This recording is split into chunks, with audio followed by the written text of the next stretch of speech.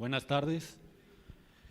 Bienvenidos a nombre de la Casa de Todas y Todos. Queremos darle la bienvenida a este evento llamado Dignificar la Historia. Agradecemos su presencia. Antes de iniciar, queremos agradecer al Museo Casa de la Memoria Indómita por el espacio y las facilidades que han hecho posible este evento. Y también por la solidaridad que habita este museo y que mantiene vivo el trabajo de doña Rosario Ibarra y el Comité Eureka en tiempos en que la persecución política y la desaparición forzada siguen siendo parte de la triste actualidad, hoy al igual que hace 45 años. Agradecemos también a los doctores Neil Harvey, Francisco Pineda y Carlos Sánchez su invaluable participación y su presencia. Daré lectura a los agradecimientos que el grupo editorial de la Casa de Todas y Todos han preparado para este evento y que en buena medida describen la intención del mismo. Morir es nada cuando la patria se muere. General José María Morelos y Pavón, Sentimientos de la Nación. La historia de la lucha de los pueblos, aquellas que es rebelde y digna, resulta incómoda e indeseable para los tiranos. Ellos, con sus instituciones estatales a modo, no descansan en su afán de distorsionar, eliminar y desaparecer los testimonios de acción, ideas y vidas de mujeres y hombres que decidieron darlo todo por construir una sociedad digna y justa para todos. Este es precisamente el caso que vivimos en México, donde la rebeldía pasada y actual resiste las violentas agresiones del mal gobierno. Antes como ahora, la lucha social es criminalizada. Antes como ahora, la respuesta oficial a los reclamos de democracia, justicia y libertad ha sido una violenta suma de miles de muertes y desapariciones forzadas. Por eso, antes como ahora, el rescate de la memoria histórica de la lucha de nuestro pueblo es una tarea digna, necesaria, inevitable y rebelde. La obra que hoy presentamos pertenece al doctor Neil Harvey. Es producto del acuerdo verbal que hicimos con él cuando hace un par de años les entregamos copia digital de una parte de los archivos históricos de las Fuerzas de Liberación Nacional de México para su estudio. La explicación para iniciar este trabajo es muy sencilla. En México se impide la libre expresión de las ideas y de trabajos que acusan al sistema político que padecemos. La Casa de Todas y Todos, antes conocido como Casa del Doctor Margil, había sido agredida y vandalizada en un intento fallido por destruirla. Aquí se criminaliza a quienes se atreven a luchar y se calla, mata o desaparece a quien exige justicia. Pretenden ocultar la historia y que olvidemos que la violencia surge siempre de los tiranos y que el pueblo solo ejerce su derecho a existir defendiéndose. La Casa de Todas y Todos representa un espacio muy incómodo para el régimen político mexicano actual y para el sistema imperialista que actúa impunemente por la libre expresión de las ideas que de ahí se exponen. No es un museo, como erróneamente se ha dicho, pero sí un sitio histórico del que partieron los primeros jóvenes mexicanos de Monterrey hacia la selva lacandona el 2 de febrero de 1969, con la firme convicción de luchar para hacer de nuestro país un lugar digno, justo y democrático. Aún hoy los jóvenes ahí se reúnen y heredan la tradición de la libre expresión de sus ideas para dialogar y transformar a nuestra patria que sufre. Respetuosos y conocedores de la importancia de la historia universal, que pertenece a los pueblos y no a una persona o a un grupo social en particular, hemos considerado siempre que no debe ser mutilada, tergiversada, agredida, como frecuentemente ocurre cuando se refieren a la historia de las Fuerzas de Liberación Nacional. Por ello hay que conservarla íntegra, tal como le dijimos al doctor Harvey. Te entregamos esta parte de la historia de México porque tú has investigado lo que ocurrió en los pueblos de Chiapas, pero estos documentos te permitirán investigar lo que sucedía dentro de la selva, es decir, en las montañas. No tenemos temor al juicio de la historia. Estos documentos abarcan 3 periodos históricos que publicaremos en forma secuencial, como materia de estudio o cuadernos de trabajo para que todos los conozcan. La primera etapa histórica, de 1969 a 1974. En ella damos a conocer los documentos escritos, todos fueron clandestinos, que explicaban los motivos políticos y el tipo de organización que se estaba creando. Hemos omitido los documentos de tipo militar. Segunda etapa histórica. Fueron escritos entre los años 1975 y 1977, donde se recuerda a los compañeros muertos y se extraen las páginas del diario de nuestro compañero responsable Alfredo, donde hace referencia de la presencia de los campamentos de los espías gringos que se entrenaban en la selva. Tercera etapa histórica. Cubre los años de 1979 hasta el 17 de noviembre de 1983. Son escritos que explican el avance de los trabajos en la selva y en las ciudades, por ejemplo, la creación de la primera publicación con fin de propaganda, de nuestros estatutos organizativos y cómo a partir de entonces fueron fundadas organizaciones semilegales o intermedias, OIs, que formamos sin dejar de buscar a nuestros compañeros, como responde a una organización madura, es decir, ya desarrollada. Esta etapa es de un intenso trabajo político colectivo que involucró a miles de compañeros anónimos en todo el territorio nacional, donde todas y todos estábamos conscientes del riesgo que representaba el participar en ellos, pero nuestro pueblo los afrontó con decisión. Estos materiales los daremos a conocer poco a poco como parte del deber de rescate de la memoria histórica y como una labor más de nuestra casa. De esa fecha en adelante nadie va a negar nuestra responsabilidad en los hechos históricos. Reconocemos, y cita, es por esto que nuestra organización político-militar, compuesta por compañeros como tú, como yo, sin prestigio nacional ni internacional, declaramos desde hoy y para siempre que somos los únicos responsables de los errores que se cometan. Las victorias son ya de nuestro pueblo, principio que nos obliga a ser cautelosos y estudiosos de cada paso. Comunicado sobre la militancia, 1969. Sin embargo, por elemental respeto y compañerismo a la vida y planes de las comunidades que habitan y que luchan por su existencia rebelde en la selva y fuera de ella, toca a ellos elegir los momentos en que se consideren hacerlo. Nuestro deber es conservar los documentos que son miles y que, como dijimos antes, pertenecen solo a nuestro pueblo. Por último, aunque merece ser lo primero, agradecemos al Comité Eureka, Comité Pro Defensa de Presos, Perseguidos, Desaparecidos y Exiliados Políticos de México, a doña Rosario y a las doñas, la búsqueda de nuestros compañeros desaparecidos políticos. Después de 30 años de búsqueda, el Estado mexicano presenta cínicamente evidencias históricas de que los mantienen en cautiverio. Su delito fue haber expulsado a los espías yanquis de la laguna de Locotal, en Chiapas, en 1974. El Estado mexicano evade su responsabilidad en la brutal agresión imperialista contra el pueblo de México. Por eso, nuestra consigna se repite desde hace tantos años y hoy se convierte en rebeldía y cobra mayor vigencia. Vivos los llevaron, vivos los queremos. Gracias, compañeras y compañeros, por ayudarnos a existir, por buscar a nuestros compañeros desaparecidos. Gracias, doctor Harvey, por ser garante de los documentos históricos. Gracias, mujeres y hombres que no se rinden. Hoy, aquí se inicia con estos cuadernos de trabajo un gran diálogo que dignifique la labor de los historiadores. Adelante. Vivir por la patria o morir por la libertad.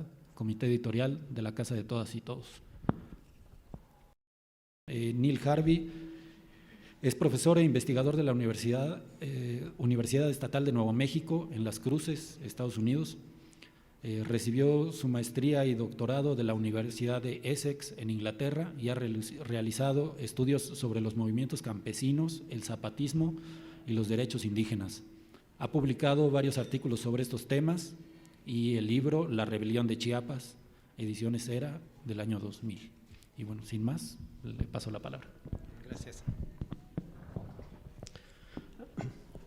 Bueno, voy a pararme porque creo que no nos vemos, ¿verdad? Si estoy sentado. Muchas gracias por la invitación a participar en este evento yo creo que relevante para nuestros días, como ya se mencionó. Quisiera agradecer a la Casa de Todas y Todos por la invitación y a esta Casa Museo de la Memoria Indómita y a Jorge por la introducción a este espacio tan central en lo que es la memoria indómita, ¿no? Para mucha gente que sobre todo los jóvenes que están aquí, a conocer la historia del país, las luchas de aquel tiempo, de los 60, 70, y reflexionar sobre qué ha cambiado y qué no ha cambiado en México, en el mundo, qué nos hace falta hacer para seguir luchando por la justicia, por la dignidad de todos y todas. En mí, en lo personal, como se acaba de mencionar, yo estudié en mi país, en Inglaterra, en los 80s, ahí estudié ciencias políticas, y uno de mis primeros avisos de la situación de los derechos humanos en México fue un informe que hizo Amnistía Internacional en el año 83, después de hacer un estudio, varios de sus investigadores en los estados de Oaxaca y Chiapas, sobre la represión a diversas luchas indígenas en esos estados. También llegaban informes del Frente Nacional contra la Represión, FENSER, que en algunas de las salas aquí se ven las movilizaciones, las fotos de esta organización, una de las primeras junto con el Comité Eureka en sacar información a nivel internacional. Y creo que fue muy importante y sigue siendo importante sacar información fidedigna a nivel internacional para presionar por los derechos humanos, por el respeto a los derechos humanos en México. En el caso que nos ocupa, las Fuerzas de Liberación Nacional y la Guerra Fría, lo que voy a comentar es parte de un estudio que estoy realizando, que espero seguir realizando en el futuro, y se basa en algunos de los documentos de las Fuerzas de Liberación Nacional, pero también tratando de darle contexto histórico, político, de por qué surgieron las Fuerzas de Liberación Nacional en 69 y cuáles fueron algunas de sus características que, a parecer de los documentos y de lo que sabemos, distinguen a esa organización, que pueden ser relevantes para la reflexión sobre su importancia, su trascendencia hoy en día. Creo que en los últimos años ha habido muchos nuevos estudios sobre esa época de los 60s y 70s de la Guerra Fría en México y precisamente sobre la Guerra Sucia. Hay mucha labor académica de investigación para entender diferentes movimientos guerrilleros, cómo fue la represión. Por ejemplo, el libro de Alicia Castellanos, un libro que se acaba de publicar en inglés, que creo que es uno de los primeros que es publicado fuera de México sobre esa época, Herrera Calderón y Cedillo, que tiene estudios sobre diversos movimientos guerrilleros de ese tiempo, y muchos otros, una colección de 3 tomos del Colegio de México. Hay una amplia biografía. Entonces eso es muy importante porque nos está diciendo que la sociedad mexicana, y principalmente son autores mexicanos o mexicanas, sí se preocupa por recuperar esa historia, esos años, para dar lecciones a las nuevas generaciones, a la sociedad, para no dejar en el olvido lo que pasó.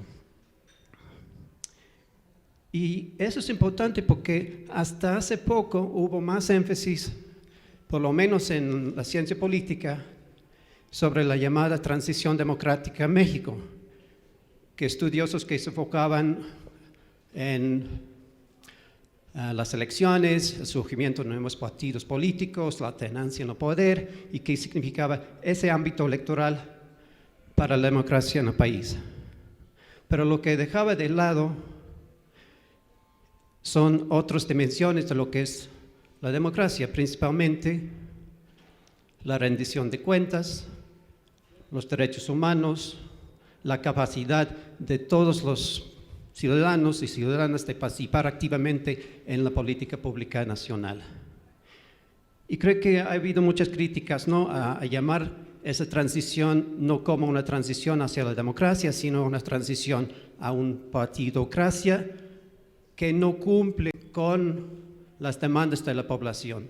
Y hemos visto cada vez más un distanciamiento entre la clase política y los partidos políticos y sus dirigentes,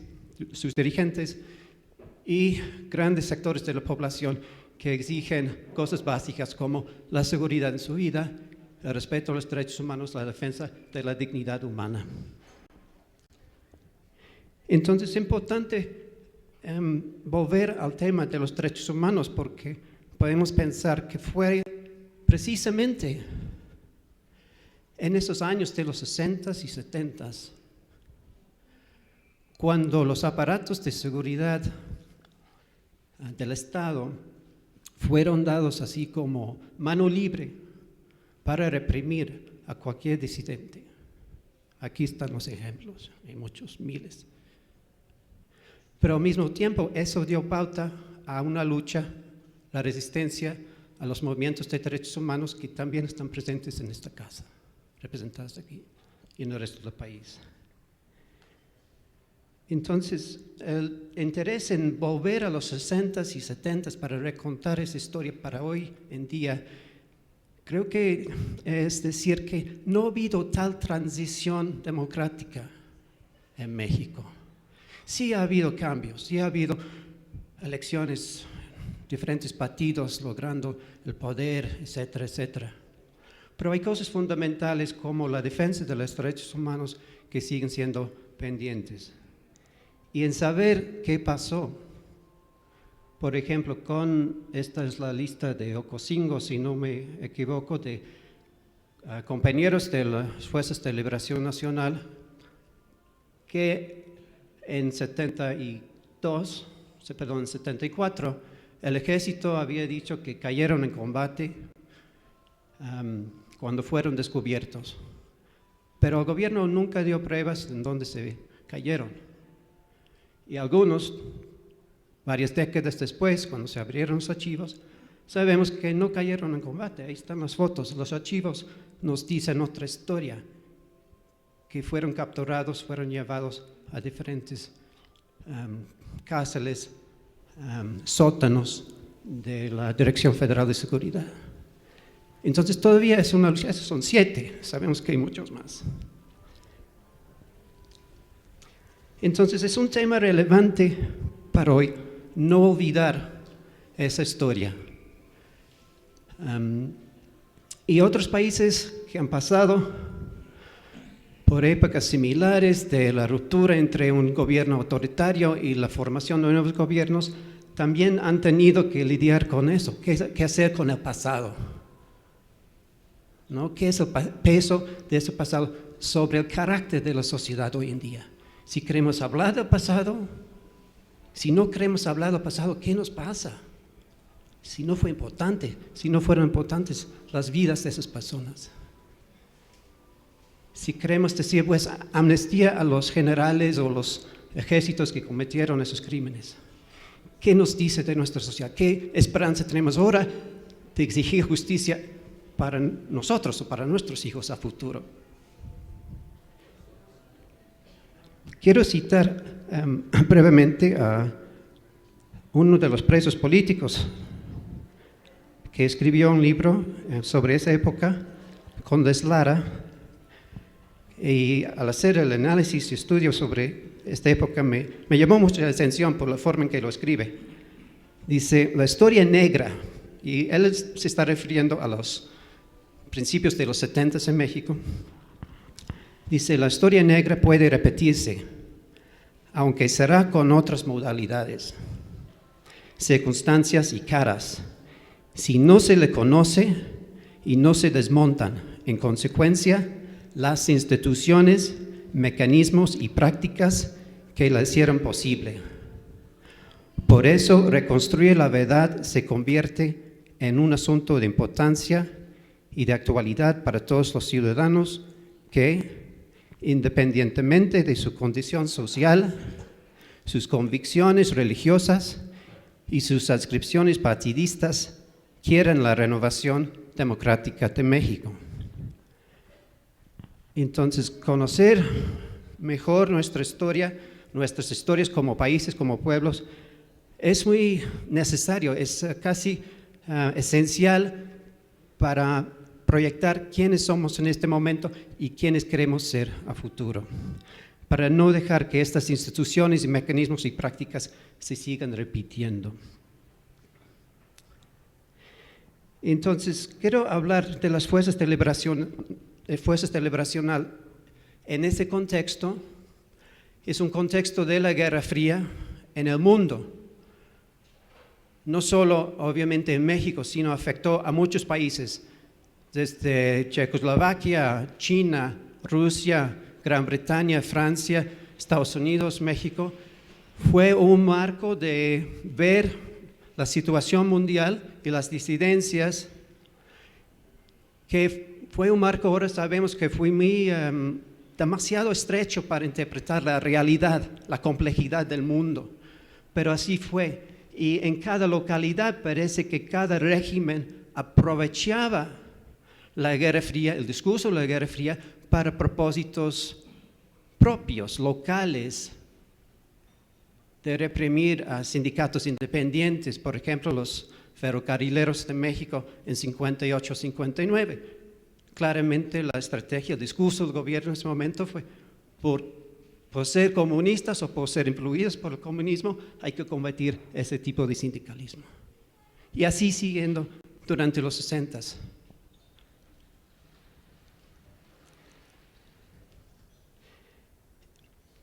La época también fue marcada, creo que en México, por un cambio importante en el tipo de actores sociales que surgen en los 60s, quizás no totalmente nuevos, pero en su activismo político, muy relevantes para lo que va a seguir después. Si el gobierno priista había logrado más o menos controlar por mecanismos cooperativistas a los gremios industriales, a los campesinos en la Gran Confederación Nacional Campesina, etcétera, dejando para los más independientes o más radicales la represión selectiva. La misma modernización del país, la misma urbanización, la expansión de la educación, creó también otra generación de abogados, maestros rurales, estudiantes en muchos mayores números que antes, migrantes a las grandes ciudades con sus propios reclamos y demandas. O sea, el país estaba cambiando y en los 60s, ¿qué vemos? Movimientos sociales, no solamente de campesinos y obreros industriales de los años anteriores, sino también muchos de estudiantes, de médicos, ¿no? De maestros, o sea, de una clase profesional, abogados que se meten en esas luchas, se asesoran, logran ciertas demandas en los cortes, etcétera, etcétera. Y es precisamente de esta capa también que salen, después de varios intentos de movilización por vías pacíficas, algunos de los fundadores de las Fuerzas de Liberación Nacional, que habían participado en luchas de los médicos, como abogados, como profesionistas, siempre vinculados a las luchas obreras, campesinas de las grandes mayorías del país. ¿Por qué surgieron pues las Fuerzas de Liberación Nacional? Creo que una hipótesis muy necesaria recordar es que en esos años, en los 60s, las otras vías políticas fueron cerradas, una tras otra. Luchas cívicas electorales fueron reprimidas. En el 64, el Frente Electoral del Pueblo, por ejemplo, su candidato Danzos Palomino fue detenido, estuvo en la cárcel hasta el 75. O sea, una posibilidad de abrir espacios por la vía política electoral también fue cerrado. El gobierno, a través de la Dirección Federal de Seguridad, tuvo a su mano mecanismos para infiltrar y dividir muchas de las nuevas organizaciones campesinas y obreras, como la Confederación Campesina Independiente, cooptando a ciertos dirigentes y usando la represión contra los más independientes. A mediados de los 60, pues, ya con el 68, fue muy evidente que cambiar la vida política por vías de este tipo fue casi imposible. Y en algunos casos, después del 68 precisamente, se ve el crecimiento de organizaciones guerrilleras en el país, no solo en el campo, como en Guerrero, como es más conocido, sino también desde algunas de las ciudades más importantes del país, como Monterrey, en el caso de las Fuerzas de Liberación Nacional. ¿Qué estaban peleando, pues, estas organizaciones? Una manera muy precisa de decirlo es un contraste entre lo que Elena Poniatowska en su libro Fuertes del Silencio llama México como tarjeta postal, México rosa, que en uno de los salones aquí hay televisores con esas imágenes de un país estable, de próspero, de los Juegos Olímpicos siguen sin problema, y un país con una desigualdad enorme, con pobreza creciente y con una exclusión política muy evidente. Vivir en esas condiciones, en esa situación, para muchos jóvenes fue intolerable. Y optaron por organizarse como Fuerzas de Liberación Nacional.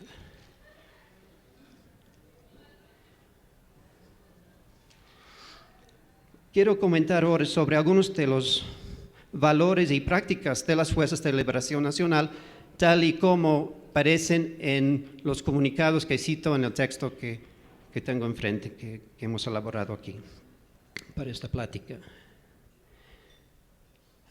Una primera cosa que señalar es toda esa historia previa que acabo de resumir a grandes rasgos. En ese contexto participaron también los fundadores de las Fuerzas de Liberación Nacional. Entonces lo que hicieron fue, aprendieron de las lecciones, de los errores, de los problemas, de sus luchas anteriores.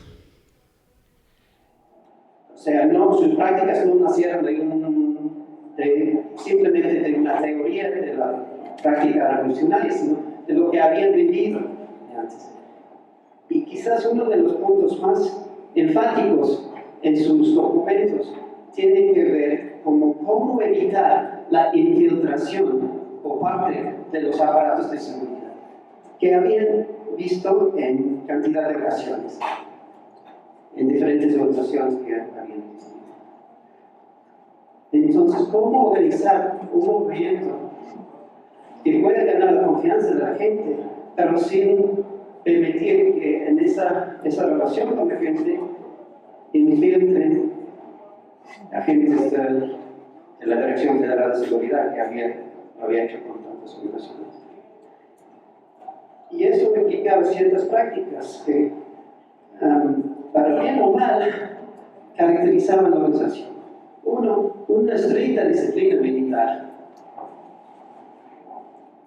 Eso, yo creo que parte de su experiencia anterior con un breve intento de organización guerrillera que se llamaba el Ejército Insurgente Mexicano, vieron que había mucha improvisación, había muy poca capacidad de resistir esa infiltración, se exponía demasiado.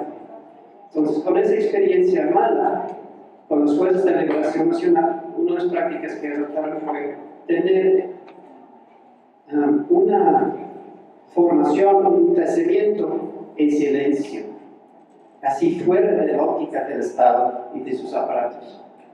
Y lo lograron por un periodo de casi 5 años, de no ser captados por los agentes del gobierno.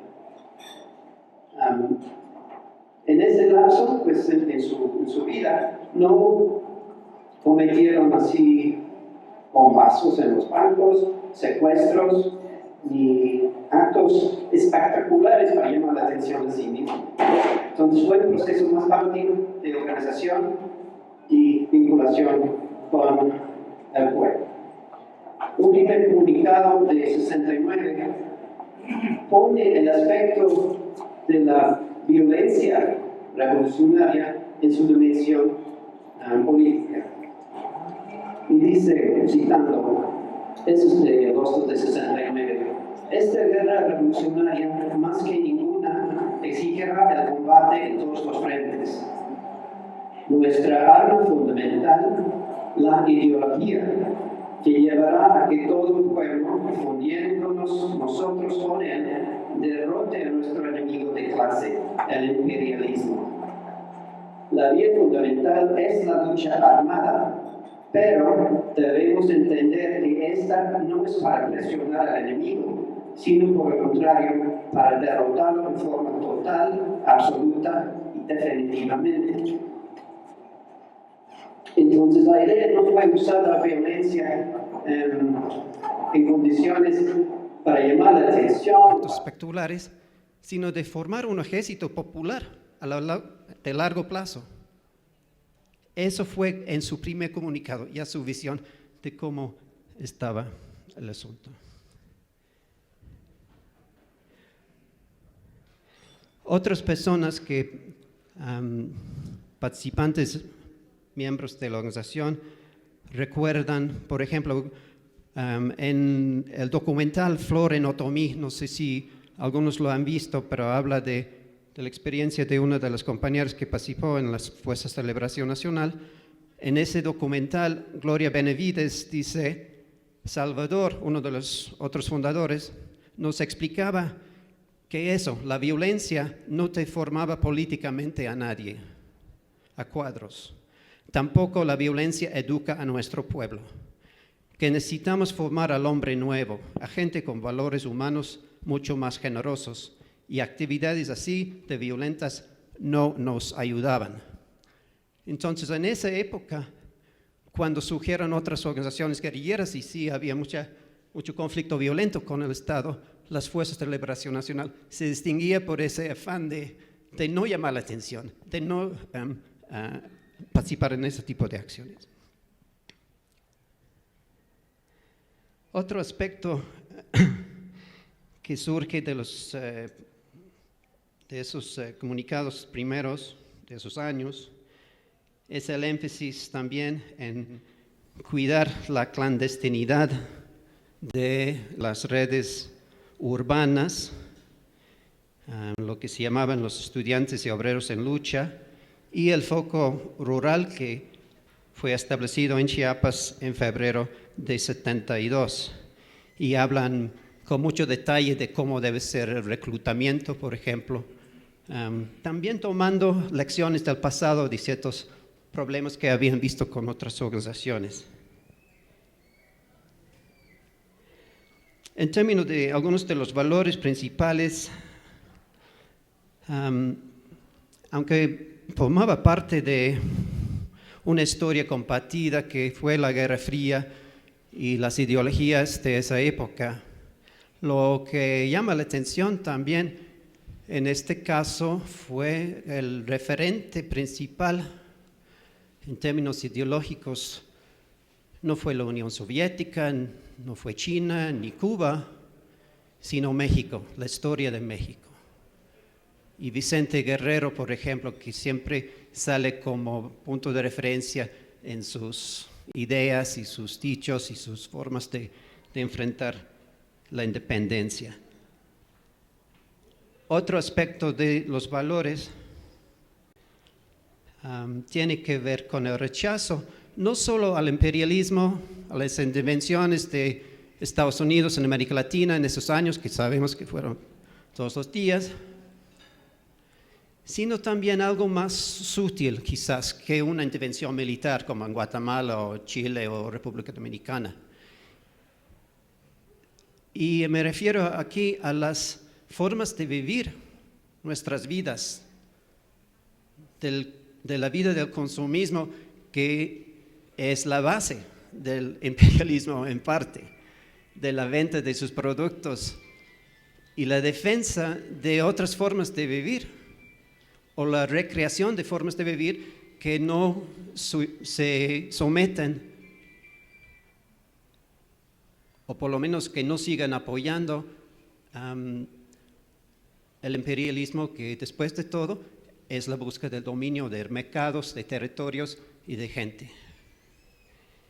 Entonces esos valores tienen más que ver, creo que con un reconocimiento de la historia de México y demandas por una sociedad justa, igualitaria, mezclada con las ideologías en boga de esos días, pero dando más énfasis a lo nacional, a la historia nacional, que a cualquier otro tema. Y en medio de la Guerra Fría eso fue muy difícil lograr, porque como acabamos de señalar, la Guerra Fría pintaba a todo el mundo de este lado a otro, ¿no? Comunista o capitalista, o democrático, como decían, ¿no? O sea, es una guerrilla no alineada en ese sentido, una guerrilla alineada pero con una historia propia. Por eso creo que se distingue en esta medida su forma y su práctica. Voy a terminar con un par de comentarios sobre el desenlace en el 74 y a pesar de todos los esfuerzos e intentos de mantener la clandestinidad de su organización, de no permitir la infiltración de agentes del gobierno, a principios de 1974 fueron descubiertas 2 casas de seguridad de la organización, una en Monterrey y luego otra en Nepantla, Estado de México. Y la información que se sacó con base a torturas de 2 de los militantes de Monterrey llevó a la policía militar a hacer un asalto a la casa de seguridad de Nepantla. En eso murieron varios de los compañeros de la organización y también se dio la información o lograron los militares o los policías encontrar información sobre la ubicación del foco guerrillero que se llamaba el núcleo guerrillero Emiliano Zapata, ubicado en el municipio de Ocosingo, Chiapas. Y en las semanas después, el ejército lanzó varias operaciones para atacar a este grupo, y en eso es lo que no todavía sabemos a ciencia cierta el resultado. Como mencioné al inicio, la verdad histórica, es un término reciente usado por la verdad histórica en ese entonces fue que cayeron en combate, pero después de varios años, décadas de lucha del Comité Eureka, de los familiares, después del 2000, cuando se abrieron algunos archivos y hubo acceso a algunos de los documentos, encontraron que pues no cayeron en combate, fueron llevados como desaparecidos. Para concluir, pues,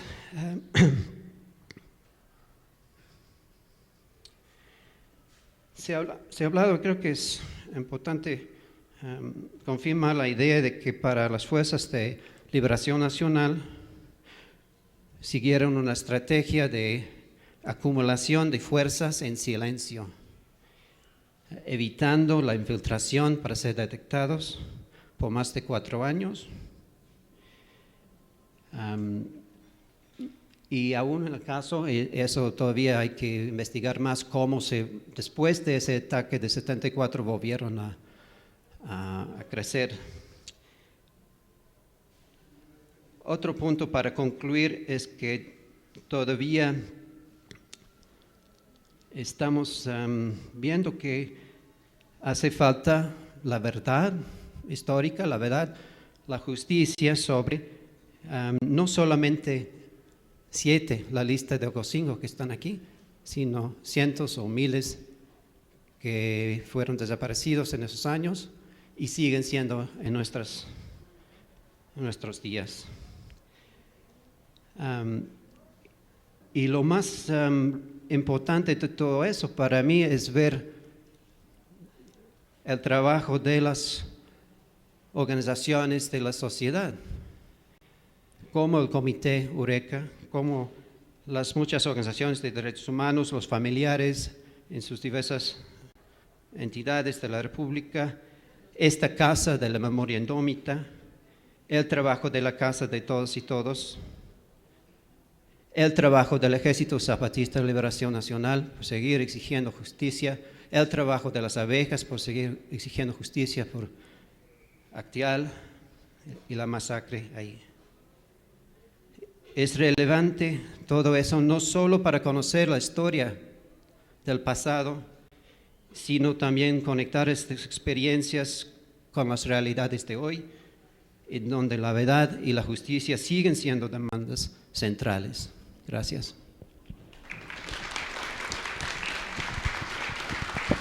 Al doctor Carlos Sánchez Vicente, que aparecerá en esa pantalla en unos momentos, esperamos.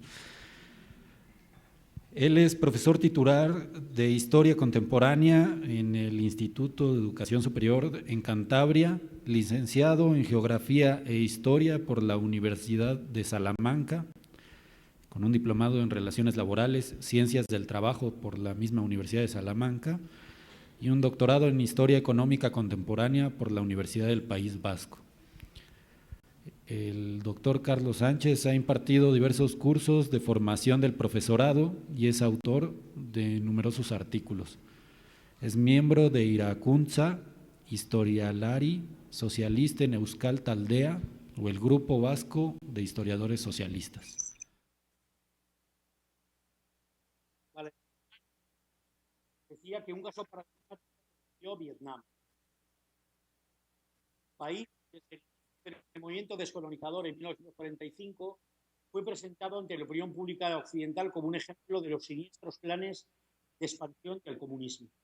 Naturalmente, detrás de aquella pantalla de contención del comunismo se encontraba simplemente el mantenimiento de un orden económico internacional que trataba de perpetuar el antiguo papel de las colonias, ahora bajo la fórmula del neocolonialismo, como meras abastecedores de materias primas a precio de saldo para el centro económico imperialista.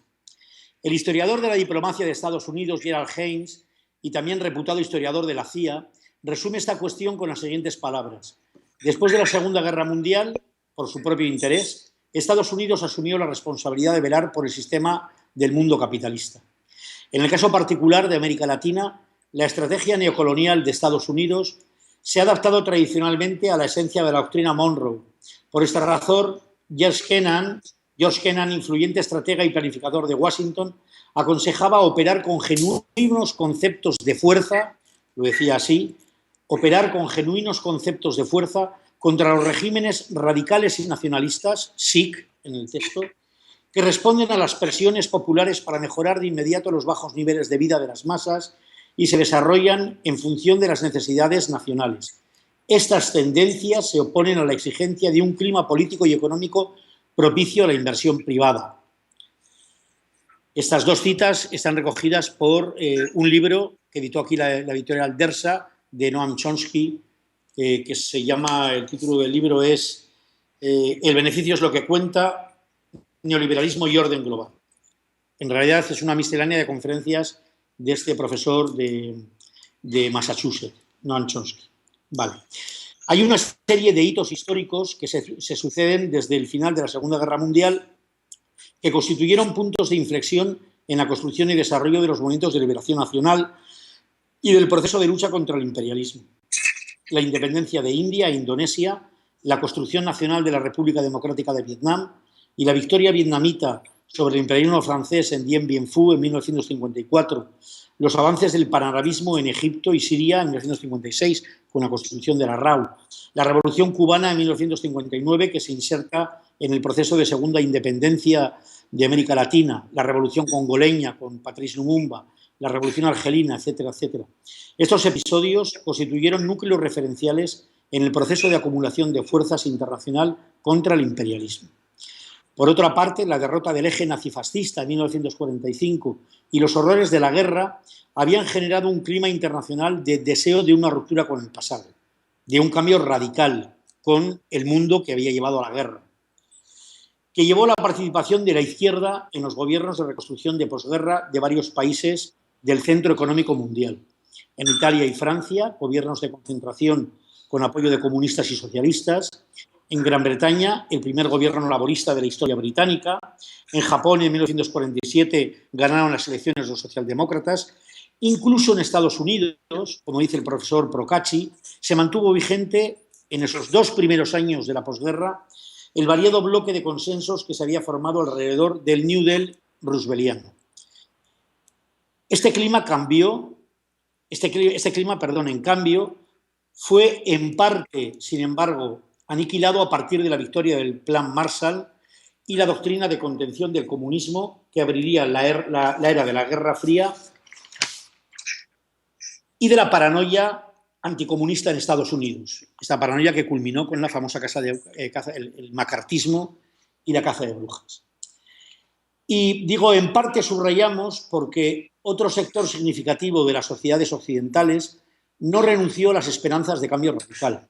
Esos hombres y mujeres que no abandonaron aquellas expectativas ampliamente difundidas en la posguerra inicial influirían política y culturalmente sobre los nacidos en la segunda mitad de los años 40, los futuros jóvenes de 1968, que protagonizarían un importante movimiento internacional de rebelión contra el establishment occidental.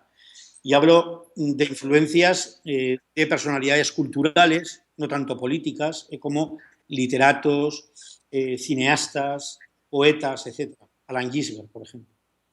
Además, hay que señalar que buena parte de las sociedades occidentales desarrollaron una estrategia de acumulación basada en los principios del capitalismo keynesiano y la formación de los llamados estados de bienestar.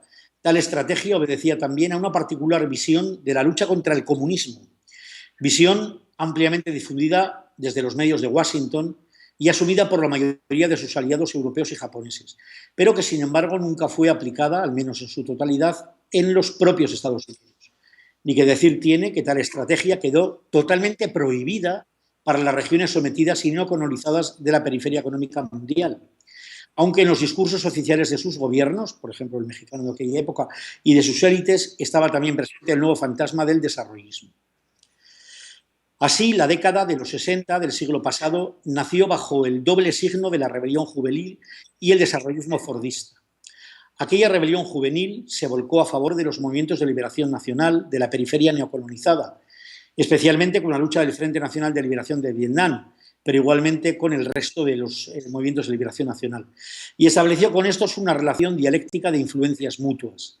También la Revolución Cultural China dejará sin duda su impronta propia en este proceso. En el factor subjetivo, por ejemplo, la necesidad de establecer para el militante revolucionario, para el nacional, un combate interior contra las herencias y las permanencias de la cultura política dominante, adquiere una relevancia especial en los debates internos de las organizaciones revolucionarias a nivel mundial a partir de 1965, esta necesidad de librarse de estas herencias. Si bien es preciso subrayar que en este, como en otros aspectos, cada organización tuvo y se nutrió de sus propias tradiciones populares. Lo mismo puede decirse de la creencia en una pretendida ley histórica que empujaría a los pueblos hacia su liberación y hacia la inexorable derrota del capitalismo. Bueno, en realidad, como todos sabéis, esta ley histórica procede de los mismos orígenes del movimiento socialista del siglo XIX. Tal creencia era compartida de una u otra manera por la totalidad de las organizaciones revolucionarias en aquel momento y aparece también en los documentos de las FLN. Hoy pocos se atreverían, sin embargo, a editar cualquier estrategia política sobre semejante base. Y esto es verdad que fue muy criticado, pero de una u otra manera la sensación de un agotamiento inmediato del sistema capitalista mundial alentó las luchas antiimperialistas que se desarrollaron en la década de los 70 y en la de los 70. Es decir, que aunque es cierto que pueda ser cuestionable la existencia de una ley histórica que impulse extremadamente hacia un cambio socioeconómico mundial, hacia el socialismo, es verdad que esta creencia firme en esta ley histórica alentó las luchas y acumulación de fuerzas en aquellas 2 décadas tan importantes para el movimiento antiimperialista. Bueno, Las luchas que han dejado además frutos perfectamente reconocibles. No existirá ciertamente ninguna razón histórica, como por ejemplo historiadores como Aarón criticaban de un malentendido en aquel momento por la derecha pensamiento marxista. Pero la crítica de la razón histórica que la inteligencia burguesa desató contra las previsiones del cambio histórico ha demostrado ser totalmente estéril. En cambio, sigue siendo imprescindible la crítica histórica de la razón, es decir, la crítica de Marx, para conocer y dignificar nuestro pasado y nuestro presente. Fue en esta coyuntura mundial cuando nacieron las Fuerzas de Liberación Nacional en México. Y aunque los factores claves del surgimiento de esta organización revolucionaria de liberación nacional hay que buscarlos sin duda, en primer lugar, en la propia historia mexicana, en las tradiciones políticas y culturales de la lucha de este pueblo, es imposible sustraer este proceso de las influencias de los grandes procesos mundiales del momento. Esa misma relación entre lo propio y lo planetario, o entre lo particular y el entorno, se da en mayor medida en todos los procesos históricos de todos y cada uno de los rincones de nuestro hábitat común. He ahí una base material para la imprescindible vocación internacionalista de nuestros pueblos. De alguna manera, es verdad, todos nos nutrimos, cada lucha popular, cada movimiento de liberación nacional se nutre de su propia dialéctica histórica, pero estos movimientos también están influidos y están condicionados por los grandes acontecimientos generales, los grandes acontecimientos mundiales. Hay, desde luego, reflexiones comunes entre las muy diversas experiencias militantes de aquel momento y desde situaciones materiales y planteamientos políticos muy diversos. Muchos de los jóvenes de la generación de los 60, aquella a la que en México pertenecían quienes fundaron las Fuerzas de Liberación Nacional, mostraban, por ejemplo, un rechazo al menos tan vital como intelectual establecido. Y decimos vital en un sentido profundo del término, en un sentido que afecta a lo cotidiano, al fluir de la vida en la existencia diaria. Nos llamaron poderosamente la atención las palabras que dejó escritas Denny Prieto Stock cuando explica a sus padres su decisión de incorporarse a las Fuerzas de Liberación Nacional y a la guerrilla, y que cita en su trabajo el profesor Harvey. Dejo un modo de vida, decía la compañera Denny, dejo un modo de vida, un ambiente que, si no me repugna, por lo menos me fastidia y aburre. No hemos podido por menos de asociarla con aquella famosa pintada de la Sorbona escrita en las jornadas de mayo de 1968. No queremos un mundo donde la garantía de no morir de hambre suponga el riesgo de morir de aburrimiento. O palabras del director de cine Masao Adachi, quien fundó en 1968 junto con el médico militante Fusako Shirenobu y el dirigente estudiantil Takaya Shidomi, el Ejército Rojo japonés. Los que estábamos, dice Masao Adachi, los que estábamos en la izquierda japonesa y en especial los que participábamos en el movimiento estudiantil, comenzamos a pensar cómo unificar a todos los grupos para cambiar a este país tan aburrido llamado Japón. Fijaos que tanto desde el centro económico como en la Francia del 68 o en el Japón también imperialista como en feria, en México, la palabra, la lucha contra el aburrimiento que aquellos jóvenes revolucionarios vivían, la nadez que suponía la sociedad burguesa, supone un continuo, una reflexión que se da en todos los movimientos juveniles revolucionarios de áreas socioeconómicas tan distintas. Uno no puede por menos que reflexionar sobre la conjunción de las muy diversas experiencias, tanto subjetivas como colectivas, materiales, la rebelión contra la miseria y la explotación, intelectuales, la lucha por un orden más justo y racional, espirituales, la lucha por la felicidad general o el sentimiento patriótico, que llevaron a aquellos militantes revolucionarios en esas décadas insurgentes a un compromiso tan profundo con sus respectivos pueblos como fecundo con todos los pueblos a la vez. Un campesino vietnamita, un abogado mexicano, un recién licenciado en Ciencias Económicas vasco, un pastor argelino, un minero congoleño, una médico japonesa, una estudiante inglesa. Cada uno de estos procesos de lucha revolucionaria de liberación nacional, en los que participaron respectivamente con su compromiso militante esos ejemplos anteriormente señalados, ha tenido un desarrollo específico y unos resultados provisionales distintos. Hoy no estamos convencidos de ninguna inexorabilidad histórica que conduzca hacia la victoria contra la barbarie capitalista, pero sí estamos seguros de que esta victoria será imprescindible para la supervivencia de la humanidad como especie. La historia de las Fuerzas de Liberación Nacional mexicanas forma, así pues, parte también de la historia de toda la humanidad combativa en su lucha por mejorarse a sí misma y, en última instancia, por sobrevivir como tal. Aquellos jóvenes que en la casa del doctor Marguil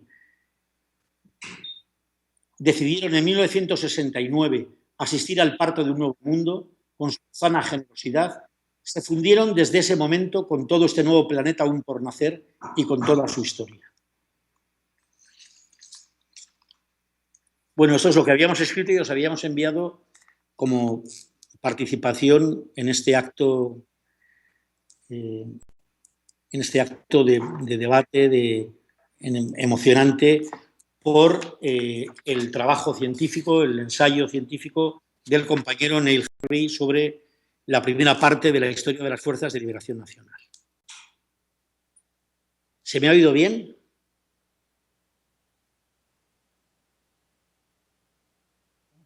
Francisco Pineda es antropólogo tasqueño, abuelo de 4 nietos, profesor, investigador de la Escuela Nacional de Antropología e Historia en la línea de investigación, cultura y conflicto. Es autor de los libros La irrupción zapatista, 1911, La Revolución del Sur, 1912 a 1914 y Ejército Libertador, 1915. Y, junto con Edgar Castro Zapata, fue coordinador del libro colectivo A 100 años del Plan de Ayala, las 4 obras publicadas por Ediciones Era. Recientemente también publicó, en coautoría con Alicia Castellanos Guerrero, Mujeres en Armas, la Revolución Mexicana de 1910, en Quaderni di Antropologia e Scienze Umane, Universidad de Salerno, Italia. Están en prensa Emiliano Zapata, La Revolución Campesina de México, para el título Historia de las Reformas Agrarias del Mundo, Movimiento de los Trabajadores Rurales sin Tierra, Brasil, así como La Revolución Social en México y la Intervención Militar de Estados Unidos, Memoria de las 36 Jornadas de Historia de Occidente, Centro de Estudios de la Revolución Mexicana, Lázaro Cárdenas. Bueno, los dejo con el doctor Pineda. Sí. Buenas tardes. Muchas gracias por la invitación y la hospitalidad. Es un gusto estar con ustedes. Los documentos internos de las Fuerzas de Liberación Nacional, que por primera vez se dan a conocer en este cuaderno de trabajo, son el testimonio de una gesta.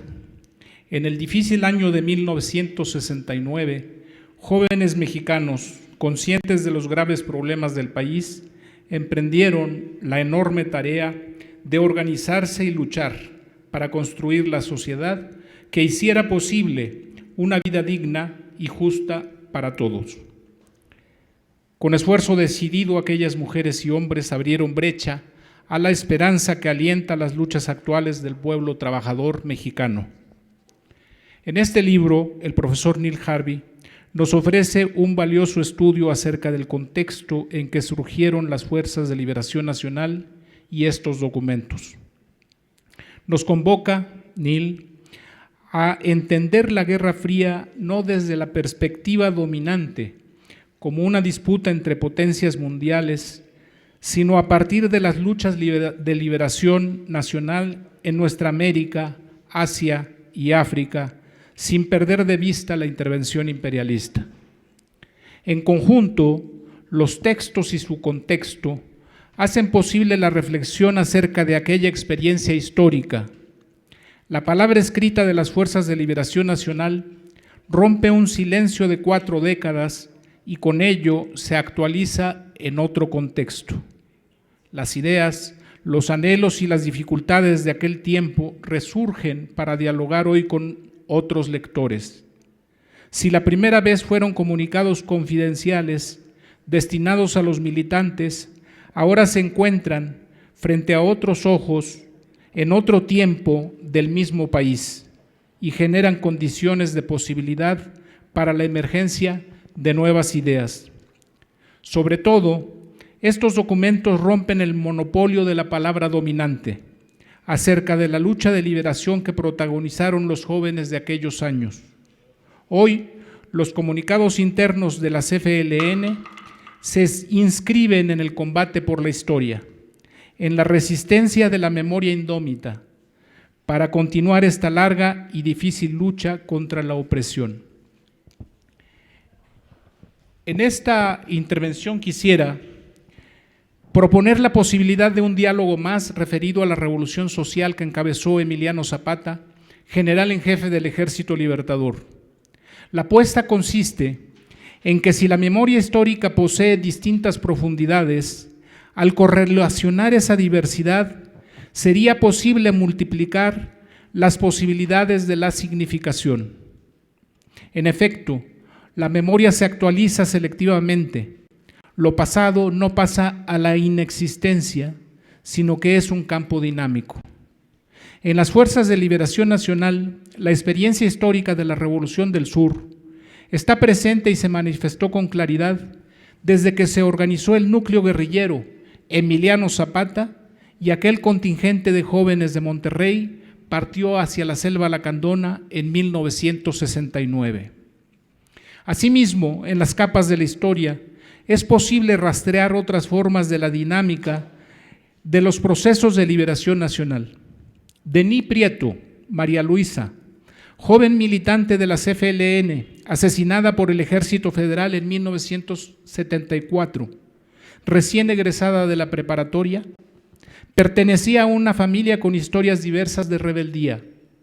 Guillermo Prieto, como se sabe, fue defensor de la República ante la agresión imperialista y estuvo al lado de Benito Juárez, igual que el capitán Jesús Miguel Prieto.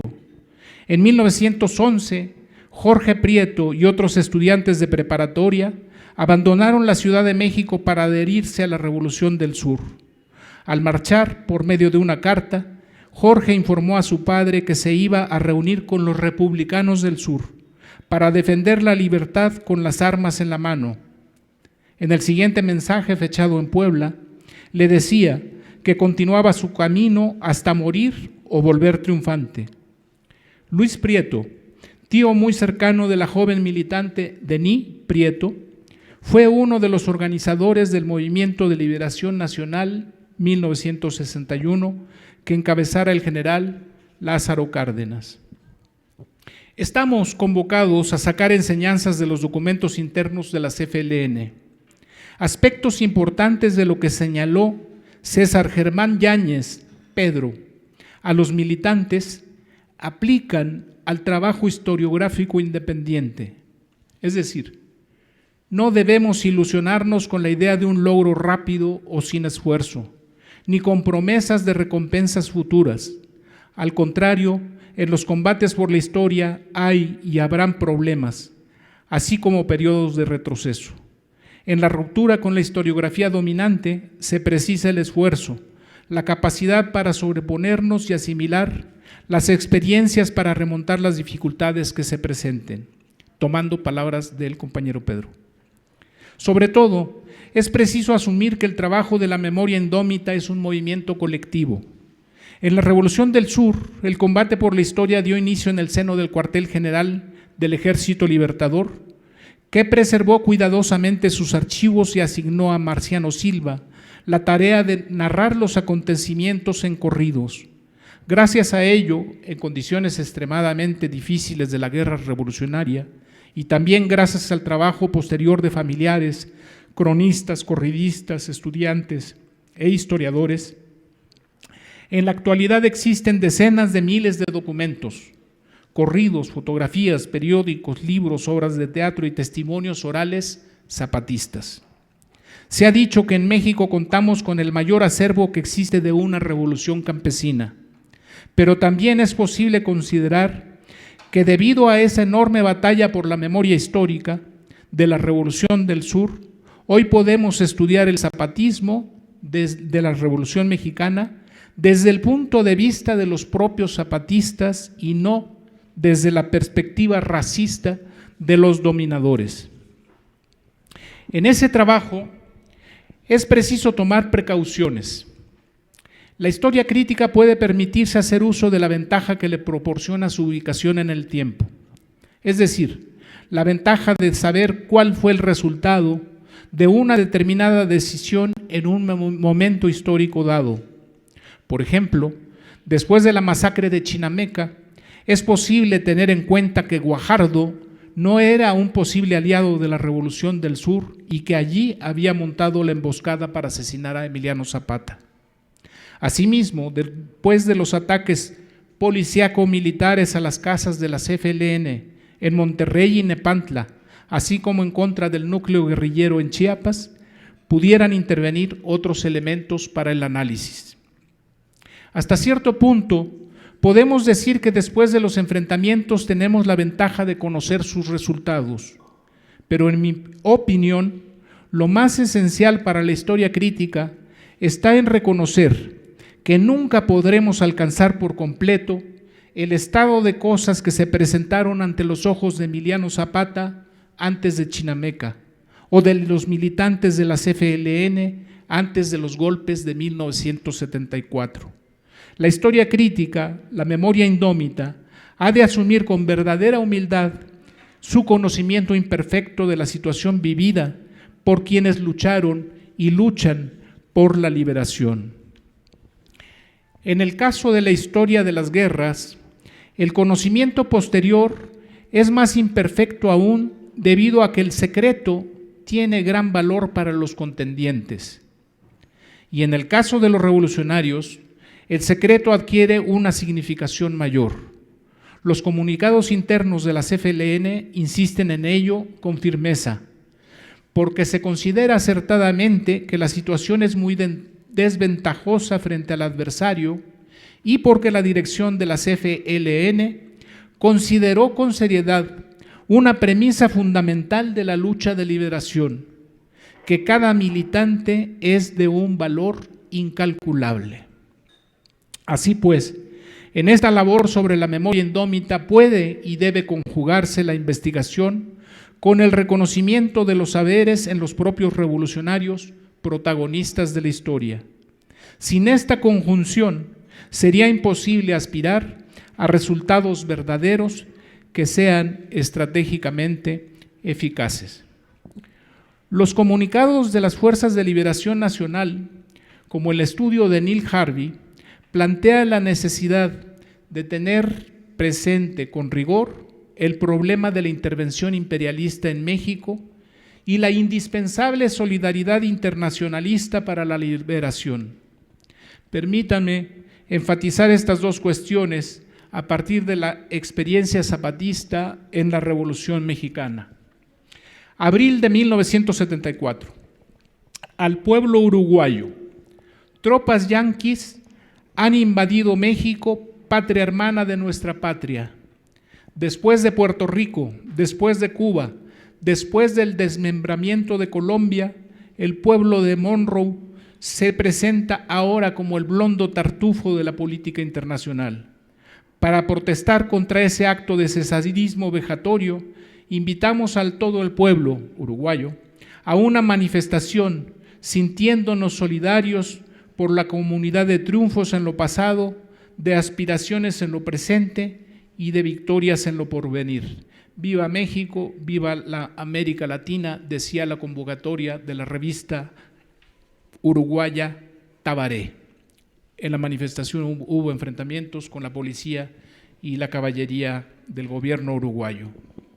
En 1916, el general Emiliano Zapata asignó misiones internacionales a dos jóvenes del Ejército Libertador, Genaro Amezcua y Octavio Paz, padre. A raíz de esto, el general Amezcua viajó a Cuba y allí trabajó a favor de la causa insurgente entre 1916 y 1920. Las tareas asignadas a esta misión fueron tres: propaganda, relaciones y apertrechamiento. Colocar a un representante del Ejército Libertador en La Habana y no en Washington fue un rasgo notable de la política internacional zapatista. Este rasgo se expresa gráficamente en las páginas centrales del libro zapatista México Revolucionario, publicado por el general zapatista Genaro Amezcua en La Habana. Desde las montañas jurianas de México se avistan dos horizontes de liberación: la ciudad y nuestra América. En febrero de 1918, a 3 meses del triunfo de la revolución bolchevique, Emiliano Zapata envió a Genaro Amezcua una carta que se difundió el 1 de mayo de ese año en La Habana. Dicha carta establece cuál es el principio decisivo de la política internacional zapatista: el interés supremo de todos los pueblos oprimidos. Observarán ustedes en la lectura de los documentos de las FLN y en el estudio de Harvey la vigencia de este principio. Dice la carta de Zapata: mucho ganaría la humana justicia si todos los pueblos de nuestra América y todas las naciones de la vieja Europa comprendiesen que la causa del México revolucionario y la causa de la Rusia irredenta son y representan la causa de la humanidad, el interés supremo de todos los pueblos oprimidos. Continúa: pero es preciso no olvidar que en virtud y por efecto de la solidaridad del proletariado, la emancipación del obrero no puede lograrse si no se realiza a la vez la liberación del campesino. De no ser así, la burguesía podrá poner estas dos fuerzas la una frente a la otra. Así lo hicieron en México Francisco Madero en un principio y Venustiano Carranza últimamente. Fragmentos del carta del general Emiliano Zapata, publicada en este periódico El Mundo. Así, al enarbolar el interés supremo de todos los pueblos oprimidos, la política internacional zapatista dio 3 pasos al frente. Intervino en el debate político internacional de esa coyuntura, reconociendo y apoyando públicamente la causa justa de la revolución bolchevique. Buscó incidir en la práctica rebelde internacional, comunicando una experiencia fundamental de México: la necesaria unidad de los trabajadores del campo y la ciudad. A partir del pronunciamiento sobre la Revolución Rusa, también abrió una brecha para ampliar la red insurgente hacia Europa del Este y Asia. Era el tiempo de las explosiones sociales en el mundo. Enseguida, en la segunda mitad de 1918, se produjo una imponente huelga general en Montevideo, la insurrección espartaquista en Alemania y la revolución soviética en Hungría, así como intentos revolucionarios en otros países europeos. Después, en enero de 1919, se produjo la insurrección obrera de Buenos Aires, pero el movimiento proletario fue aplastado militarmente. En la llamada Semana Trágica de Buenos Aires hubo más de 700 muertos y 4,000 heridos, según fuentes obreras. En la primavera de 1919, estos muertos y el temor a su rebeldía acompañaron la noticia del asesinato de Emiliano Zapata en la prensa carrancista. El Demócrata, 31 de marzo de 1919, el encabezado dice: anarquistas en camino de México, 34 bolcheviques fueron expulsados de la Argentina y del Uruguay. Organizaron la magna huelga de Buenos Aires. Nuestras autoridades no permitirán el desembarco de los agitadores extranjeros. Parece de Ordaz, pero es Carranza. Aquel también era el tiempo del moderno engaño que después configuró uno de los núcleos discursivos de la Guerra Fría. Tratar de hacer creer que las luchas de liberación nacional no son propias del pueblo, sino producto de agentes extranjeros. Por esto también es necesario considerar la forma como opera la estrategia del engaño, bajo los postulados de la política imperialista. Un historiador, exagente de la CIA, escribió: el engaño, en nuestro caso, por ejemplo, en el caso que acabamos de citar, el bolchevismo igual al anarquismo. El engaño puede parecer lógico y efectivamente coherente si se logra: 1, que la información opuesta y crucial permanezca desconocida; 2, no se tome en cuenta; o 3, sea asumida bajo suposiciones erróneas. De este modo, si se precisa elaborar una estrategia contra el engaño, podríamos considerar necesario: 1, dar a conocer hasta donde sea posible la información histórica crucial; 2, procurar que tal información sea accesible y sea tomada en cuenta; 3, trabajar para que esa información sea asumida bajo supuestos verdaderos, correctos. En mi opinión, desde ese punto de vista, la publicación de estos documentos de la CFLN se inscribe en la estrategia contra el engaño y forma parte de los combates necesarios por la historia. En los documentos internos de las Fuerzas de Liberación Nacional, ustedes podrán apreciar el esfuerzo incansable por explicar a la militancia las razones y las condiciones difíciles de la lucha, así como el esfuerzo cuidadoso para desenmascarar la política del gobierno de Luis Echeverría y explicar cómo la llamada izquierda presurosa se enlistó en las interminables nóminas de las nuevas comisiones del gobierno, palabras textuales de uno de los comunicados. En agosto de 1973, la dirección de la CFLN expuso un análisis sobre la situación política nacional e internacional. Consideró que aumentaría el descontento popular y que, por su parte, la revolución seguiría su fase preparatoria, de acumulación en silencio, con un ritmo acelerado, sin perder de vista que la acción sería prolongada. A partir de esto dio las directrices principales para el trabajo clandestino. Neil Harvey nos ofrece una atinada observación acerca del proceso capitalista de México en el periodo de la Guerra Fría y los cambios en la composición social dentro de la izquierda.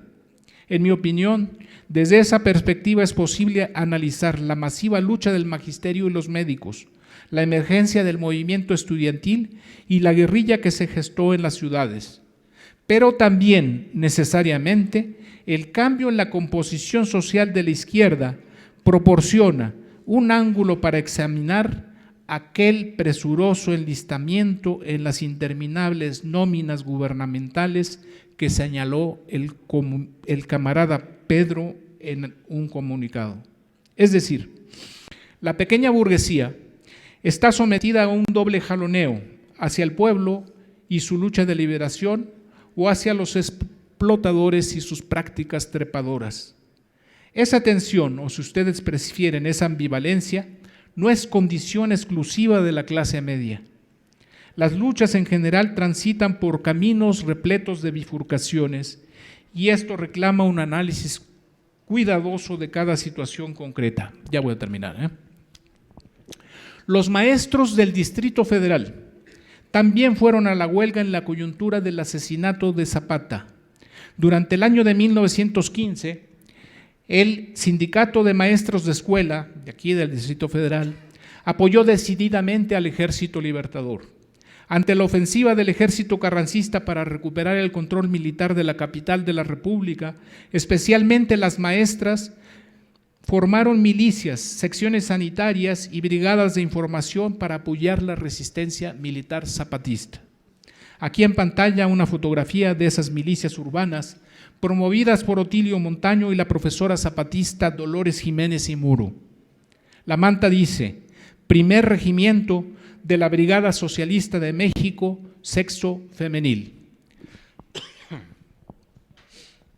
La foto es del 21 de marzo de 1915. Esa labor del magisterio ha sido ocultada por la historiografía dominante, pero Carranza jamás la perdonó. Así, para el mes de abril de 1919, el gobierno carrancista implementó una medida más en contra del magisterio y dejó de pagarles el sueldo. Los profesores del Distrito Federal decretaron la huelga general y en respuesta el carrancismo proclamó: serán cesados absolutamente todos los maestros que con fecha de ayer abandonaron las labores. El ayuntamiento del DF no aceptará jamás el principio funesto establecido por los maestros porque ello desquiciaría el orden social, o sea, el principio de justicia. Estudiantes y obreros acordaron ir al paro general en apoyo de los profesores. Las manifestaciones callejeras fueron atacadas por la gendarmería y el ejército patrulló las calles. Los policías asumieron el papel de conductores de tranvías. Porque los tranviarios también se solidarizaron y se fueron al paro. Y se consideró decretar también la suspensión de garantías constitucionales en la Ciudad de México. Venustiano Carranza felicitó a los gendarmes, señaló que los trabajadores tranviarios no eran indispensables y que gracias a la policía, o sea, la gendarmería, era posible corroborar que cualquier huelga podía ser derrotada con esquiroles. Además, decretó la clausura de todos los centros obreros de la Ciudad de México. La llamada revolución hecha gobierno, desde el punto de vista de la revolución social, fue una contrarrevolución. Así lo señalaron los zapatistas y los magonistas. El gobierno de Carranza se propuso sustituir también a los profesores huelguistas y anunció una reorganización general de la educación pública. Solo podrán fungir como profesores, dijo, aquellos que no tengan mácula. Esta reforma estructural instauró las llamadas escuelas libres carrancistas, quizá también con gendarmes como profesores. En el mes de septiembre de ese año, 1919, sin embargo, la prensa oficial señaló que las susodichas escuelas libres resultaron un completo y rotundo fracaso, lo que llevó a que las clases fueran suspendidas por el resto del año. El engaño será duradero. Hasta la fecha sigue considerándose que el carrancismo fue una corriente revolucionaria. El genocidio cometido en territorio zapatista fue olvidado. Gracias a la historiografía dominante, la información crucial ha sido ocultada para que con toda naturalidad pueda hablarse de una guerra fratricida y no del enfrentamiento descarnado entre la revolución social y la contrarrevolución. El día 10 de abril de 1919, mientras el Ejército Federal masacraba a Emiliano Zapata en Chinameca, Venustiano Carranza se reunía con prominentes hombres de negocios del Valle del Mississippi en el Palacio Nacional. Por aquellos días, en sus carros palacio de ferrocarril, con fotógrafos y cinematografistas, también llegaron contingentes de las compañías petroleras, mineras, industriales, comerciales y bancarias de Estados Unidos. Mr. J.H. Haile, presidente de la Cámara de Comercio de San Antonio, Texas, expresó alegremente: en México no ha habido revolución. Mientras tanto, acorazados yanquis se colocaron frente a las costas de Tampico para exigir la entrega incondicional del petróleo mexicano y pagos exorbitantes por los daños de la revolución. Los carranclanes cedieron. El mentado régimen emanado de la revolución entregó 7 millones de hectáreas a las compañías petroleras. En este libro, el primer comunicado de las Fuerzas de Liberación señala: el deber de la hora es hacer la revolución. Esa es la premisa indispensable para todo compañero militante. Emiliano Zapata, general en jefe del Ejército Libertador, indicó: la revolución es lo único que puede salvar a la República. Ambos planteamientos están vigentes y fueron la base para proponerles a ustedes en esta presentación la posibilidad dialógica entre contextos revolucionarios diferentes. Espero que este intento pueda servir para alentar nuevas ideas acerca del Ejército Libertador, las Fuerzas de Liberación Nacional y los desafíos actuales. Agradezco la invitación de la Casa de Todas y Todos, así como la hospitalidad del Museo Casa de la Memoria Indómita. Los invito a leer este cuaderno de trabajo y a estar pendientes de la publicación de los demás cuadernos para conocer, en voz de los protagonistas de la historia, cómo fue posible que las Fuerzas de Liberación Nacional pudieran resistir al golpe demoledor de 1974 en Monterrey, Nepantla y El Chilar, Chiapas. Es todo. Muchas gracias. Dice, ¿qué valoración tenían las Fuerzas de Liberación Nacional sobre las concepciones y las prácticas del Partido Comunista Mexicano? Bueno, hasta que yo sé, en lo que he leído hasta ahora, no se refieren específicamente al Partido Comunista Mexicano, sino en términos generales. Creo que, como acaba de mencionar, vieron que las luchas por las vías políticas, públicas, abiertas, antes de 68, antes de 71, no daban oportunidades reales de cambiar por ese rumbo. Sí creo que hay antecedentes de algunos de los militantes de las Fuerzas de Liberación Nacional, por ejemplo, en las Juventudes Comunistas, pero las criticaban porque pues todavía estaba la práctica de buscar por vías abiertas, ya no clandestinas, un cambio que según las Fuerzas de Liberación Nacional ya no era posible en el país. Entonces en esa parte sí hubo una ruptura, un distanciamiento. Pero lo curioso de los comunicados, como digo, hasta lo que yo he leído y lo que he leído de otras fuentes que han analizado un poco la historia de las Fuerzas de Liberación Nacional, es que no entraban en ese tipo de como juicio político a otras organizaciones o frentes o movimientos. Respetaban la independencia de cada quien, pero tenían su forma de ver el mundo, y los comunicados nos dicen que para ellos tiene que ser un proceso revolucionario que toma su tiempo, que sin actos espectaculares, pero sí formándose como un movimiento a largo plazo. No sé si quieres agregar algo al respecto, ¿no?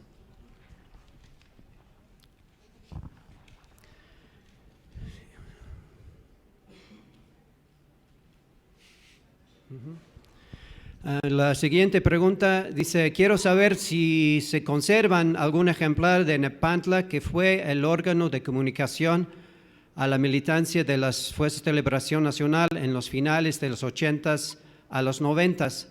Y sí, hasta que yo sepa, sí se conservan ejemplares de ese órgano, y hace falta, yo creo, que analizar su contenido, porque da como una versión dentro de un movimiento que ya escribiendo ya en los 80s pueden reflexionar con cierta distancia a los acontecimientos que hemos platicado hoy en día.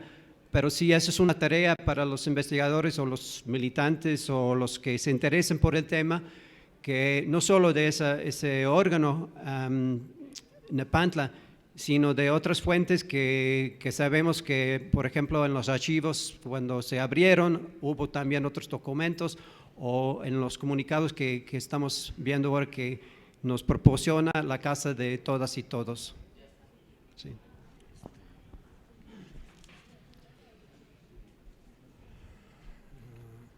Otra pregunta: ¿existen sobrevivientes de las Fuerzas de Liberación Nacional que fueron aprehendidos?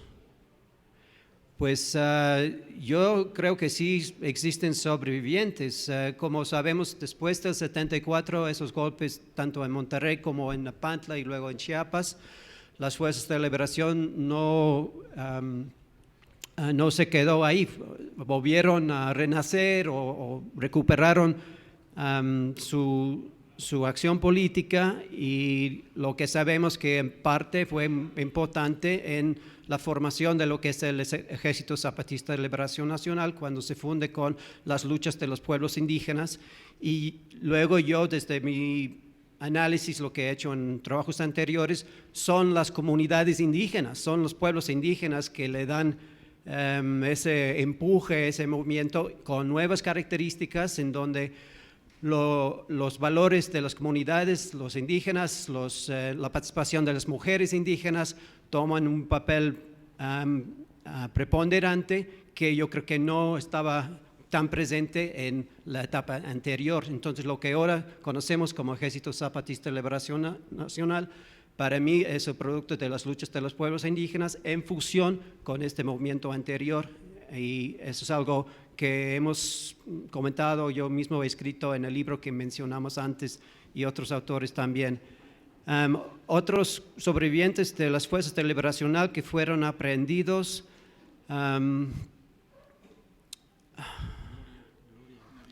¿quieres más? Pues sabemos que en febrero de 1995, el gobierno de Ernesto Zedillo en ese entonces traicionó a un diálogo en proceso entre la comandancia del Ejército Zapatista de Liberación Nacional y los las comisiones del gobierno mismo de él, lanzando el ejército a las comunidades de Chiapas, pero también a varias casas en el resto de la República, y en ese momento fueron aprehendidos militantes de las Fuerzas de Liberación Nacional. Gloria Benavides es una de ellas que se acaba de mencionar. Entonces seguían, sí, claro, y en ese momento el gobierno de Zedillo trató de pintar al zapatismo en Chiapas como simplemente el producto de una guerrilla de los 70s, sin entender las causas profundas y reales de las injusticias, la discriminación, la pobreza y la miseria en Chiapas, que fueron realmente las causas de esa rebelión y siguen siendo las causas para resolver. Pero sí fueron aprehendidos en ese entonces, en 95.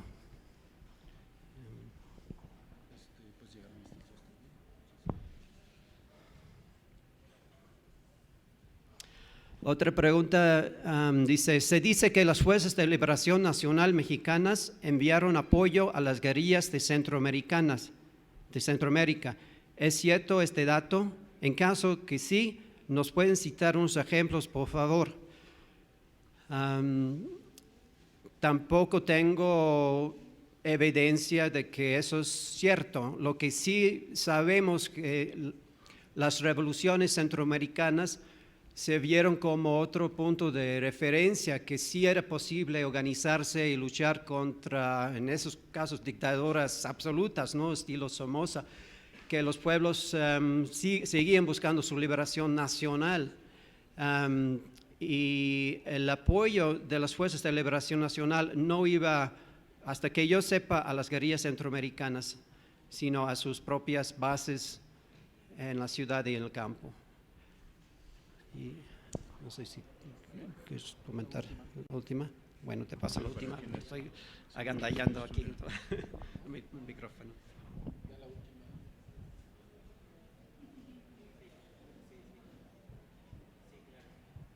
No, pues es sobre la CFLN, o sea, si hay entrevistas, testimonios de los propios militantes de la CFLN. Se habló de construir la historia con la voz de los protagonistas, pero poco se sabe de testimonios de integrantes de las Fuerzas de Liberación Nacional. ¿Existen? Supongo que hay entrevistas, pero ¿hay algo que hayan realizado las Fuerzas de Liberación Nacional? Bueno, un dato importante aquí es los fundadores de las Fuerzas de Liberación Nacional que podrían dar su testimonio fueron asesinados o desaparecidos. Algunos en la Casa de Seguridad de Nepantla, otros en el Chilá, Chiapas. Entonces, estos protagonistas, lo único que tenemos de ellos, que yo sepa, son los comunicados que escribieron, que he comentado y que van a salir en este trabajo, pues. Entrevistas, en lo que he visto en algunos de los estudios, por ejemplo, Alicia Castellanos hace entrevistas a Fernando Yáñez, que fue uno de los observadores de la fundación de las Fuerzas de Liberación Nacional, hermano de uno de los fundadores, César Germán. Y otros trabajos que han buscado realmente los sobrevivientes, ¿no? de esa época. Por eso creo que lo más que tenemos son los documentos internos, el órgano informativo de Nepantla, y también pues hay que, como toda investigación de historia, buscar quién nos puede proporcionar más testimonios de esa historia, porque sí, estoy de acuerdo que se trate de reconstruir esa historia con la voz de los protagonistas hasta donde se pueda.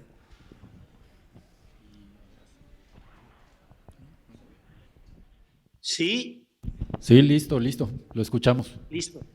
A ver, os queremos leer tres mensajes solidarios. Uno es del alcalde de Lizarra, es una de las ciudades importantes y centrales de aquí de Euskal Herria. El alcalde es de la hoy todavía coalición electoral, próximo Frente Amplio, de la izquierda independentista vasca, Bildu Euskal Herria, que os ha enviado un mensaje. Él quería haber estado aquí, pero a última hora no ha podido. Y os va a leer, María José, un mensaje que os ha enviado para este acto, en especial de amistad y solidaridad con la Casa de Todas y Todos, Koldo Leoz, que es el alcalde de aquí de Estella, de esta ciudad, de esta coalición Bildu Euskal Herria. Luego un comunicado de saludos de la Organización de los Comunistas Vascos, Euskal Herriko Komunistak, y por último de una escritora bastante conocida aquí, profesora de la Universidad del País Vasco, que también nos envía un saludo. Entonces, empezamos por leeros el saludo del alcalde, luego el de HK, y por último Alicia os va a leer el de esta compañera, esta escritora, compañera profesora de la UPV. Lee, María José. Bueno, pues buenas madrugadas, aquí son las 3 de la mañana y os leo, me ha dicho el Koldo Leoz, que es un alcalde joven, muy trabajador y con un gran corazón, que os lea este saludo por esta conexión que hemos tenido y de la que todos estamos muy contentos, ¿no? Sobre todo de haberos escuchado a vosotros. Saludos a miembros de la Casa de Todas y Todos. Gabón, buenas noches. Arratsaldeon, Zuentzat. Buenas tardes para vosotras y vosotros. Primeramente, pediros disculpas por no estar físicamente aquí. Una dura jornada de trabajo que encontrará continuidad mañana temprano, junto a una niña pequeña que reduce por las noches el descanso, me lo impide.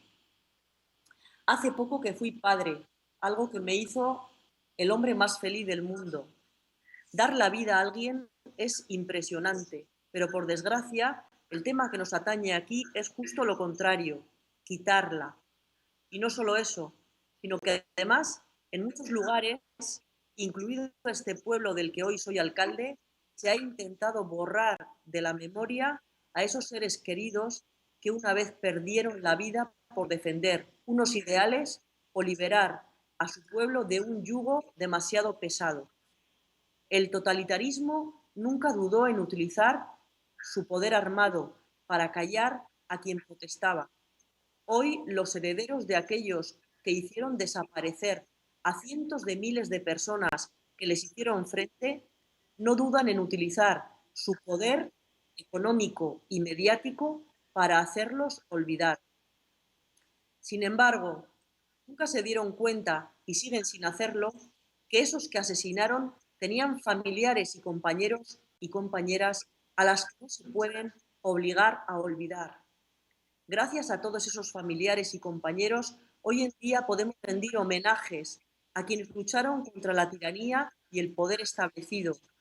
Hoy es el día en el que el Ayuntamiento de Estella Lizarra puede rendir homenaje a sus 3 trabajadores que fueron asesinados por los fascistas en 1936. Fortunato Aguirre Luquín, alcalde, Clemente Ros Urroz y Federico Leza Suescun.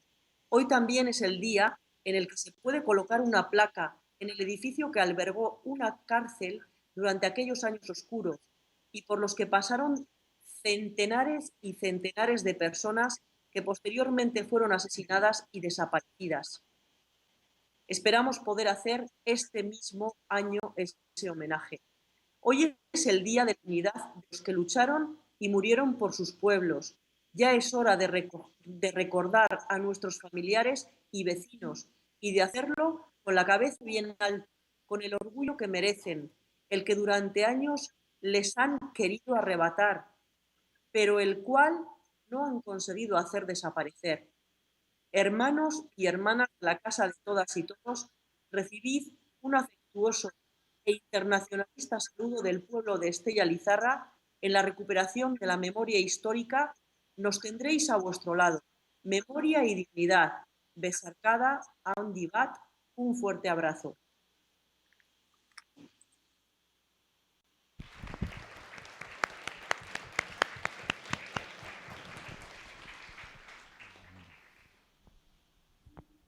Bueno, ahora voy a leer el comunicado de la Organización de los Comunistas Vascos, EHK, que es una organización que está integrada dentro de la izquierda independentista vasca. Y os envía este saludo. Y luego nuestra compañera Alicia leerá este saludo breve de esta compañera profesora de la Universidad del País Vasco y escritora, que además conoce también muy bien la realidad mexicana, tanto Alicia como la escritora. Vale. Saludos de Euskal Herriko Komunistak a la casa de todas y todos. Euskal Herriko Komunistak, EHK, Organización de los Comunistas Vascos, envía saludos fraternales y revolucionarios a las compañeras y compañeros de la Casa de Todas y Todos de México. Saludamos y nos congratulamos con este acto dirigido a incentivar la memoria colectiva del pueblo trabajador de México y de los pueblos del mundo. El pueblo vasco y el pueblo mexicano comparten hoy como ayer objetivos comunes en la lucha contra el imperialismo y la barbarie del capital. Y la historia como ciencia social no es solo una herramienta fundamental de conocimiento de las actividades humanas, debe ser también, sobre todo, una herramienta de lucha. México y Euskal Herria, a través de procesos históricos específicos y particulares, mantienen objetivos similares, la construcción nacional y la construcción del socialismo, como pasos previos para la edificación de un mundo donde los principios de democracia, libertad, igualdad y fraternidad sean realidades históricas y no meras coartadas propagandísticas para encubrir la explotación del hombre por el hombre y el saqueo de los pueblos. El combate por la historia es, hermanos, en ese sentido, una barricada imprescindible en la batalla general. Desde Euskal Herria, los comunistas vascos nos sumamos de corazón a este acto. ¡Viva México libre! Gora Euskal Herria askatuta, gora munduko langileria. Esto último significa viva el mundo de los trabajadores. Euskal Herriko Komunistak, en Euskal Herria, 15 de julio de 2015.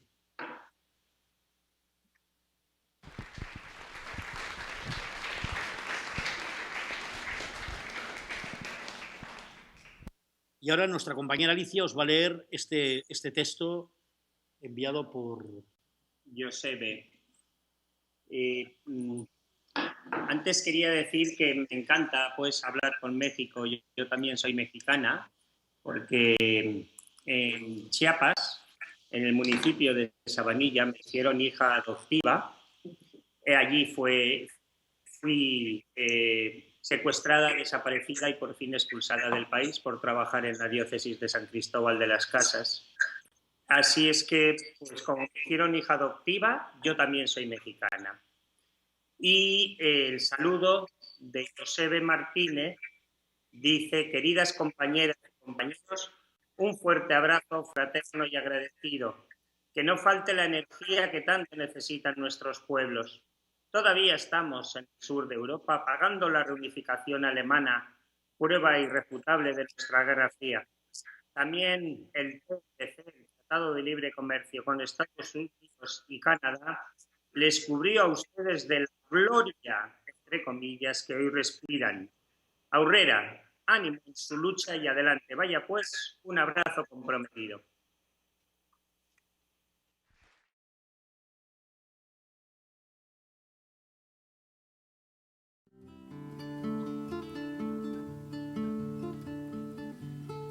Por detrás de mi voz, escucha, escucha,